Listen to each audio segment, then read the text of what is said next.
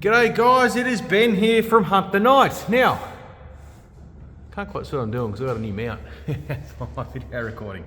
Anyway, what we're going to do today is, this is the brand new Thermion XQ35 Pro.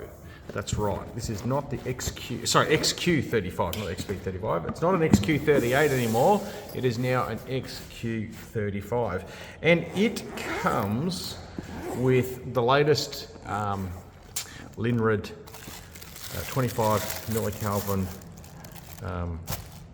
sensor in here. Now, this is a quick, what do you get? Okay, you get your battery charger, which is great. You get your turrets if you want to run the APS-3 instead of the APS-2, or the APS-5 instead of the APS-3, one of the two. Your eye cup in here as well. Your additional battery in there, and cup, cable. They've moved to a, one of those cloth cables now, which is nice. And it's USB-C, which is an upgrade over the micro USB. Now, fantastic. We know what we get when we get a Thermion, okay? And we know what this Thermion does. It's a standard Thermion housing. It does have the big, even though it's a 35mm objective lens, it's still got the big bell housing. But the reason why I wanted to have a quick chat about this, and I'll throw some footage up too, is I was really rough on the Talion. If you haven't watched my Talion review, watch it. I was that rough on the Talion, we decided not to sell them because I really didn't like them, but I knew this was coming. And I've got to say, I've had this outside just for a little bit, but one thing I look at is, a lot of thermals in the same place.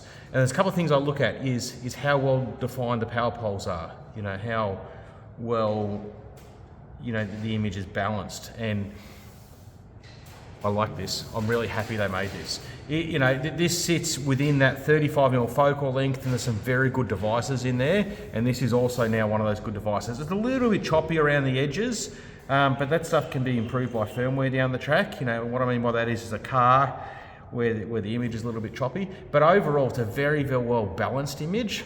And Pulsar have done great. I was really excited about this device, and I was hoping it wasn't going to let me down. The XQ35, this little device, or the XQ38 was one of my favourite little rimfire type scopes. I wish I still had a 38 so I could take some side-by-side footage, because it is quite different, and this is a lot nicer.